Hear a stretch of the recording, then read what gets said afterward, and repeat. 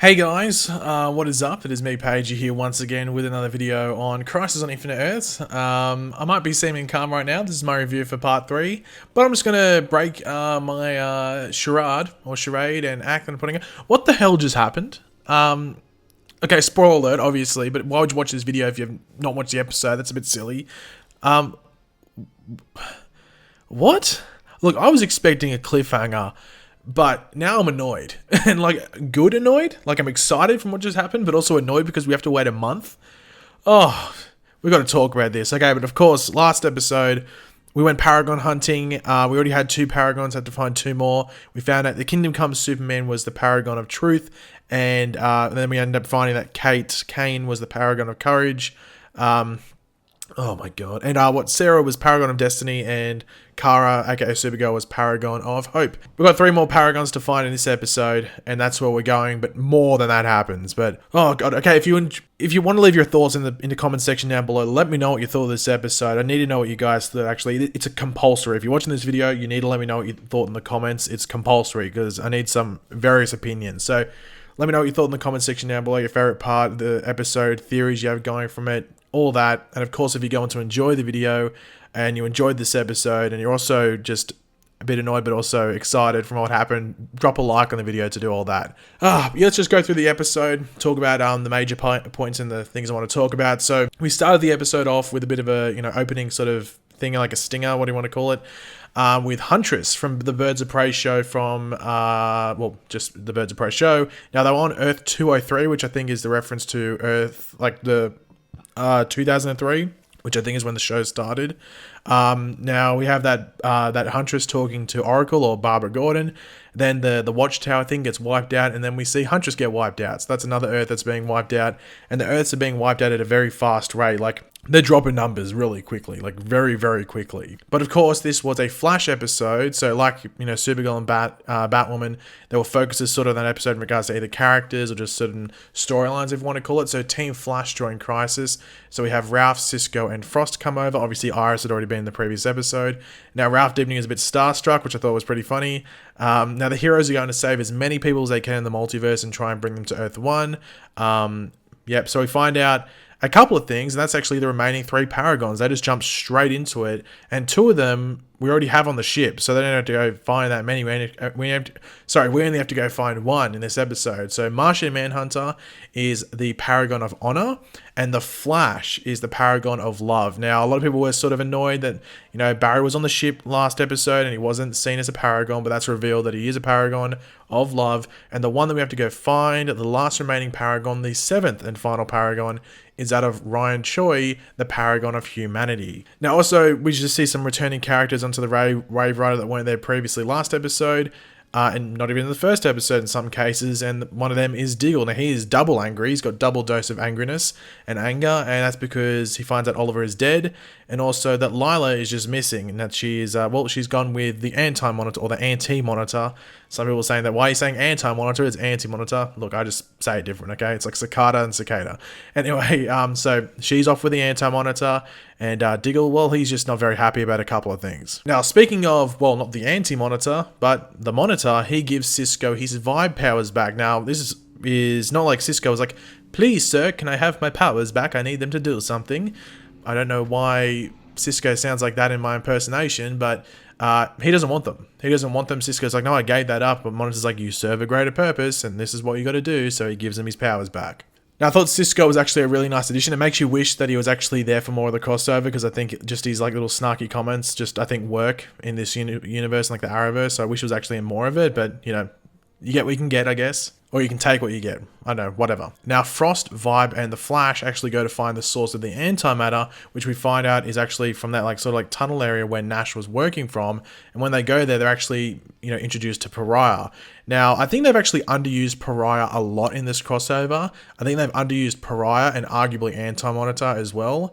But we find out that he lost his memories as Nash, but Cisco is able to vibe memories to gain access to the tunnel area. So obviously this is playing into Cisco needing those powers and everything like that. And this tunnel area is sort of like the nexus between our universe and the antimatter universe as well. So it's a very important area. Now, when we go in there, the Earth 90 Flash is actually on the treadmill in there. So obviously they're sort of playing up the whole going into like the cosmic region that the Flash does, and the way the anti-monitor is in the comics. They sort of change it to this area, so it's a bit indoor. It's a bit cheaper, let's be honest, that's why they're doing it, but I don't think any of us really expected them to go full on like they do in the comics. Just would have been too hard. And this is sort of like a play on like the cosmic treadmill, I guess you could say as well. So instead of like running around, it's just running on a treadmill, but it still works the same. Still has the same, end result. But we find out that the Earth 90 Flash was actually picked up by the Anti-Monitor after the Monitor sent him away in Elseworld. So the Monitor's just screwing people over. He's screwing himself over, let's be honest. But they're using, Anti-Monitor's actually using the Earth 90 Flash to power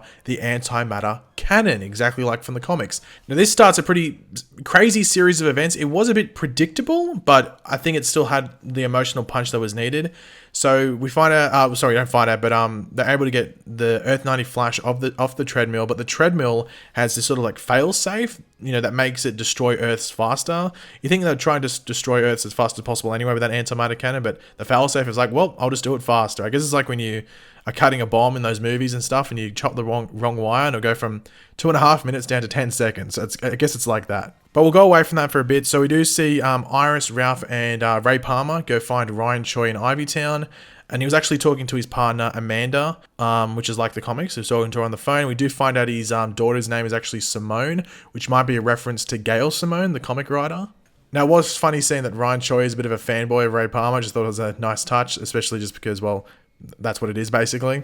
But it was nice seeing that Iris is the one to give Ryan that sort of like 1-2 emotional punch, if you want to call it, that fully commits him to what's going on, which sort of comes from her potential final words. Like, she pretty much thought they were her final words to Barry. Like, you can see at the end of the episode, she's relieved to see him because, well, it was basically set up that he was going to go. So that worked. Obviously, we had heard that Iris was getting the 7th Paragon, and that played out. She went to get Ryan.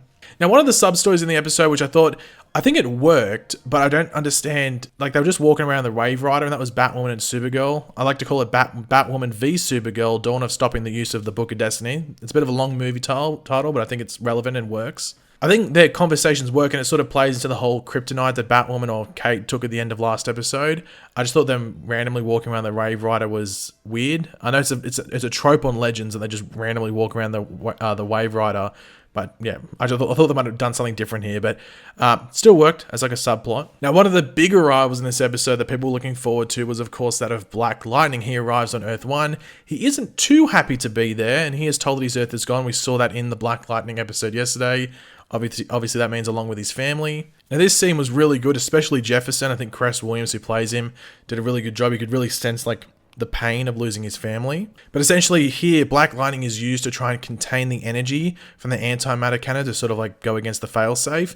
And he says the line, or like the part of the line that he says to the kids in school, like, what are you going to do with your life? Live it, all that stuff, which I thought was pretty cool. But obviously, which was pretty predictable, we get this series of events. So we see Barry stepping up and realizing, hey, reversing the cannon and, with the treadmill and stuff is a sacrifice he has to make. This is where I vanish in crisis and stuff. He even says goodbye to Cisco and Caitlin, which I thought was, starting to be emotional.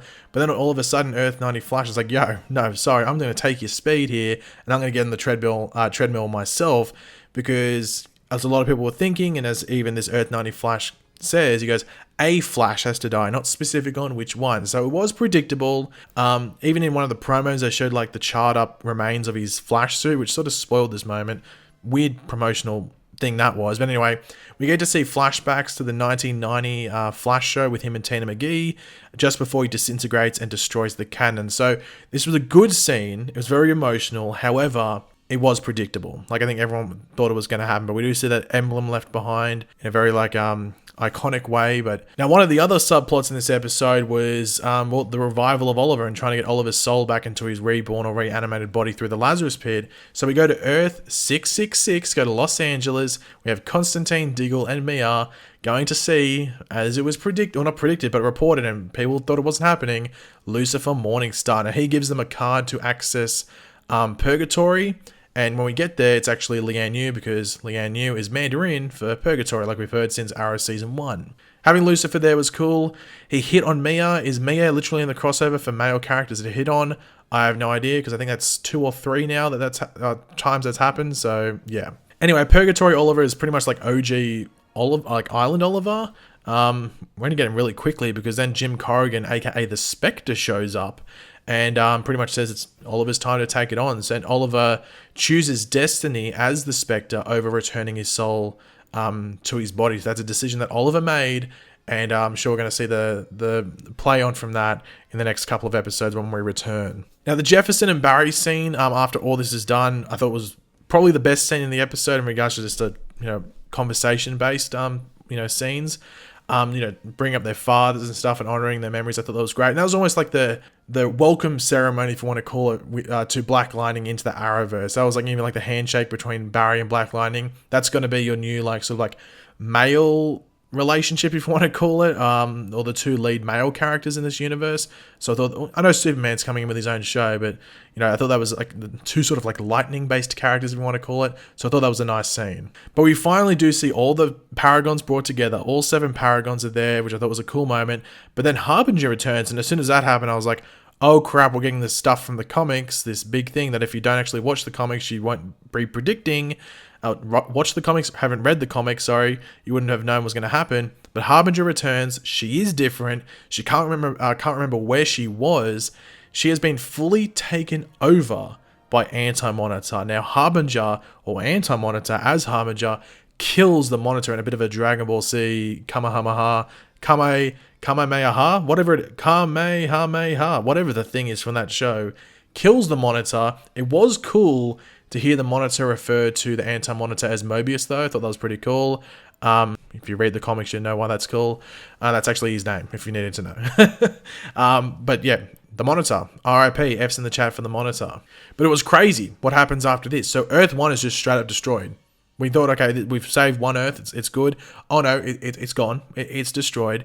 But Pariah is able to remove the Paragons. He removes the Paragons. Everyone else is destroyed by the antimatter. They're just completely gone, which includes, Earth 38, Superman, Iris, Black Lightning, Ralph Dibny. All of them are just taken out. And the Paragons are taken to the vanishing point from Legends of Tomorrow, which exists out of time, which I thought that was a really cool thing. Obviously, it's different in the comics, but I thought the way that they did this was smart and actually using stuff that was already established in the Arrowverse. If you hadn't watched Legends, you'd have no idea about the vanishing point, but I thought it was a really smart thing to do. But I think the biggest shock here was Kingdom Come Superman. Like, it looked like, I thought he was dying. I was like, what's going on here? Well, he sort of was, and it's Lex Luthor. He gets transformed into Lex Luthor because what Lex had done is replaced this Kingdom Come Superman with himself. So Lex is now a Paragon. That's a twist. I was like, what the hell? Because to be honest, I was wondering where Lex Luthor was in that whole thing.